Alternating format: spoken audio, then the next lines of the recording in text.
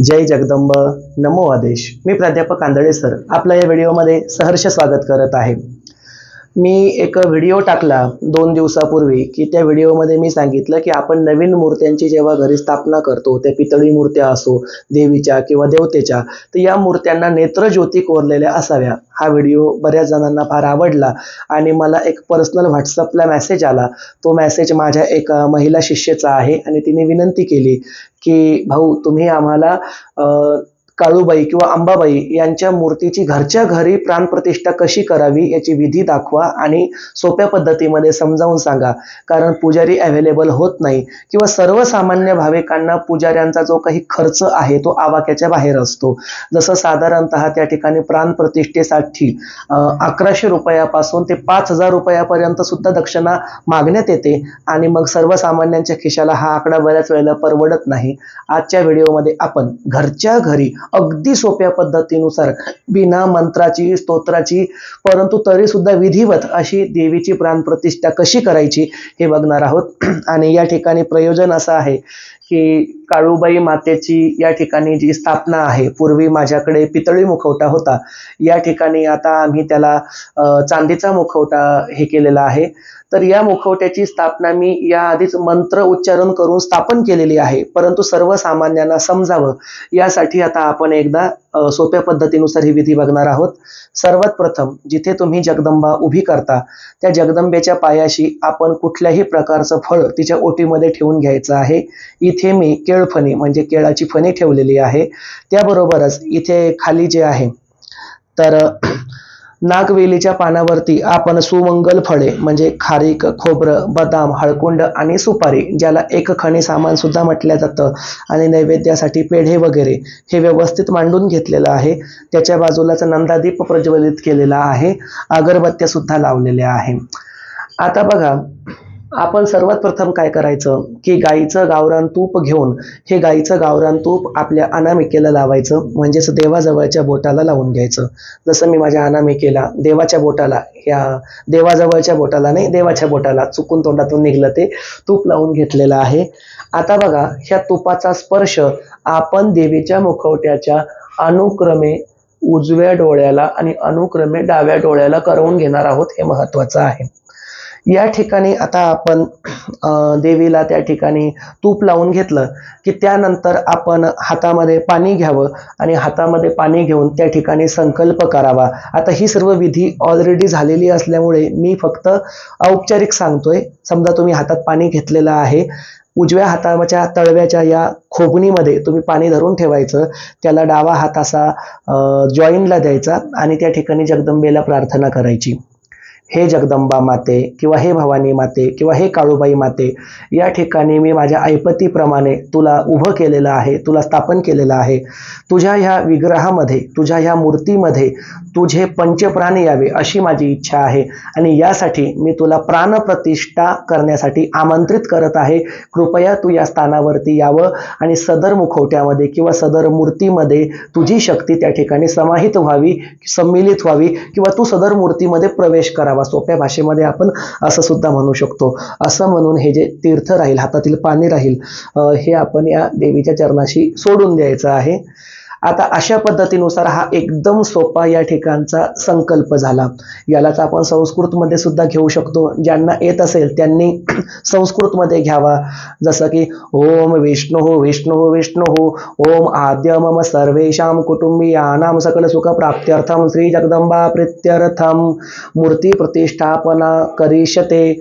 अशा पद्धतीनुसार आपण संस्कृतमध्ये सुद्धा संकल्प घेऊ शकतो, मराठीतही घेऊ शकतो। संकल्प झाल्याच्या नंतर आपल्याला या ठिकाणी जगदंबेच्या हृदयावरती हात ठेवत त्या ठिकाणी एकूण 15 वेळेला प्रणवाचं उच्चारण करायचं असतं, म्हणजे 15 वेळेला ओंकार उच्चारायचा असतो, ओमचा जाप करायचा असतो। आता इथे काळजी अशी घ्यायची की देवीच्या हृदयावरती आपल्याला हात ठेवायचा आहे। सदर विधी तुम्ही त्या ठिकाणी असणाऱ्या अशा बॉडीच्या देवीवरती करू शकता, पितळी मूर्त्यांवरती करू शकता, दगडी पाषाणी मूर्त्यांवरती सुद्धा करू शकता, शिवलिंगावरती सुद्धा करू शकता। जसं की या ठिकाणी आता ही यल्लम्मा देवीची पितळेची मूर्ती आहे छोटी, या मूर्तीची प्राणप्रतिष्ठा करत असताना आपण हिच्याही हृदयावरती हात ठेवू शकतो। आता बऱ्याच वेळेला प्रश्न असा निर्माण होतो की रेणुका माता किंवा यल्लम्मा देवीची पूर्ण मूर्ती नसते, तिचा फक्त मुखवटा असतो. मग हृदयावरती नेमका हात ठेवायचा कसा? किंवा काळूबाई आणि अंबाबाई यांचे जे मुखवटे आपण बॉडीवरती स्थापन करतो, तर त्यांची खालची बॉडी ही त्या ठिकाणी फायबरची बनलेली असते आणि फायबरमध्ये कुठल्याही प्रकारे तेज नसतं. जे काही तेज असतं ते फक्त त्या चांदीच्या व पितळेच्या मुखवट्यामध्ये असतं. मग अशा वेळेला आपण त्यांच्या हृदयावरती हात कस काय ठेवू शकतो? तर बघा, आपण जिथे उभे आहोत, आपल्या प्रत्येकाच्या डाव्या म्हणजे छातीच्या डाव्या साईडला हृदय असतं, हे प्रत्येकाला माहिती आहे. मग जर आपण हृदयावरती हात ठेवला तर आपल्याला आपला उजवा हात हा डाव्या छातीवरती ठेवावा लागतो आणि हृदय आहे असं सांगावं लागतं किंवा हृदयाची शपथ घ्यावी लागते. मग जसं मनुष्याच्या देहामध्ये हृदय हे डाव्या बाजूला आहे, त्याच पद्धतीनुसार देवीची मूर्तीचा मुखवटा किंवा देवाची बॉडी, तर त्या देवीची आपण डावी बाजू शोधावी. जसं आता बघा, इथे ही जी काळूबाई आहे, या काळूबाईला जरी उभं केलेलं असलं तर आपण स्वतः काळूबाई सारखं उभं राहावं. आता बघा, हा झाला काळूबाईचा उजवा हात, हा झाला काळूबाईचा डावा हात.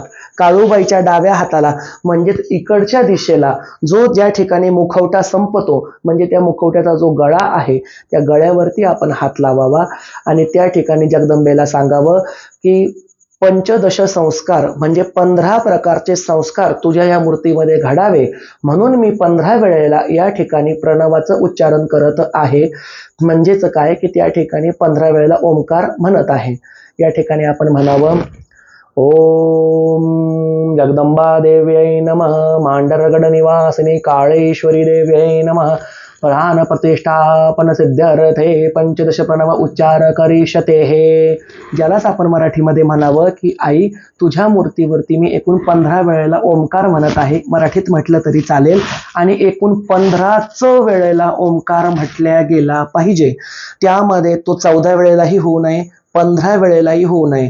त्यामुळे उजवा हात जर तुम्ही तिथे ठेवला आहे तर तुम्ही डाव्या हाताच्या या ठिकाणच्या या कांड्यांवरती 15 वेळेला ओंकार मोजावा किंवा तुमची काय जी पद्धत असेल तिच्यानुसार 15 वेळेला तो ओंकार मोजावा. भानगड इथं अशी आहे, जी खबरदारी आपल्याला घ्यायची, जर 14 वेळेलाच ओंकाराचं उच्चारण झालं तर विधी अर्धवट राहील, आणि जर 16 वेळेला झालं तर 16वा संस्कार म्हणजे अंत्यसंस्कार असतो, म्हणजेच मनुष्य मेल्यावर तो केला जातो. त्यामुळे तो 16वा संस्कार देवीला, जगदंबेला किंवा कुठल्याच प्रकारच्या देवी देवतेला चालत नाही. म्हणून खबरदारी घ्या, 15 वेळेलाच उच्चारण झालेलं पाहिजे. 14 वेळेलाही नको आणि शिल्लक 16 वेळेलाही नको, फक्त मोजून 15 वेळेला. ही बाब मी सारखी सारखी का सांगतोय, हिचे वाईट परिणाम भोगावे लागू शकतात. जसं मी आता माझ्या डाव्या हातावरती इथे 15 वेळेला ओंकार मोजत आहे आणि देवीच्या मुखवट्याला हात लावून ते म्हणत आहे. ही विधी मी पहिले केलेली आहे, तुम्हाला दाखवण्यासाठी पुन्हा एकदा करतो. आता मी मूर्तीला स्पर्श न करता थोडासा 2 इंच हात अलीकडे ठेवला आहे. त्याचं कारण असं की ऑलरेडी ही विधी झालेली आहे, पुन्हा पुन्हा स्थापना नको म्हणून हात थोडासा माझा अलीकडे आहे. ओम ओम ओम ओम ओम ओम ओम ओम ओम ओम ओम ओम ओम ओम. आता शेवटचा जो ओंकार आहे 15वा, त्याला मोठ्याने त्या ठिकाणी उच्चारायचं आहे. तुम्ही हात ठेवूनच उच्चारायचं, मी इथे हात जोडून उच्चारतोय मात्र बरं का.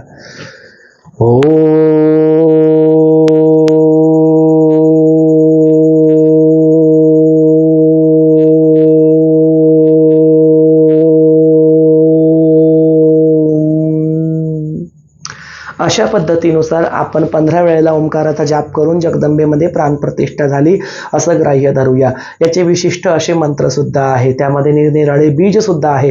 परंतु निरक्षर लोकांना किंवा जे सर्वसामान्य असतील, ज्यांना संस्कृत भाषेवरती प्रभुत्व नाही, अशांना मात्र हे उच्चार बऱ्याच वेळेला कठीण जातील आणि चुकीचा उच्चार करू नये.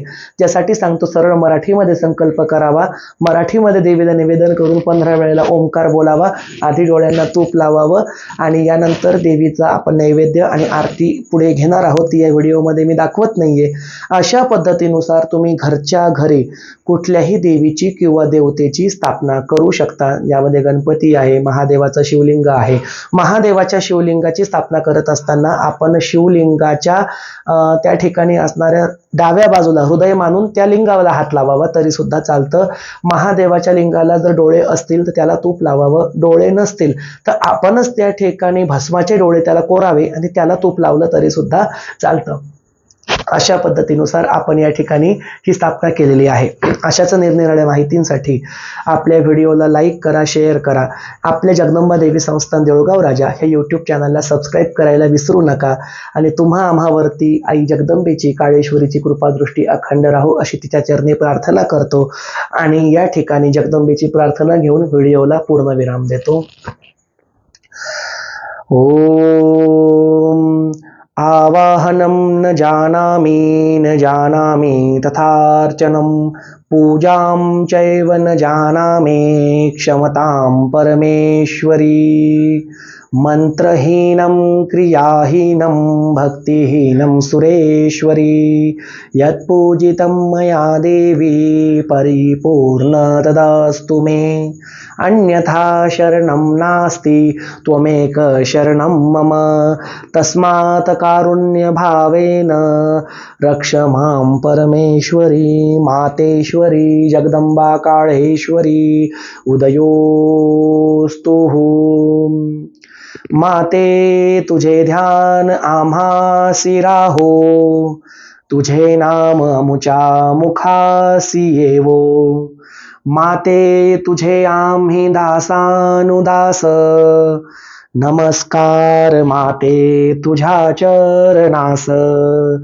अपराध माझे कोटी न कोटी. दयाळू अंबिके घ्यावे हो पोटी. अंबाबाई तू माझे आई. मजला ठाव द्यावा पाये. आई राजा उदे उदे सदानंदीचा उदे उदे. काळूबाईच्या नावानं चांगलं यलार माणिक उदे उदे. भेटूया पुढच्या व्हिडिओमध्ये. तोपर्यंत सर्वांचं कल्याण असो. जय जगदंब.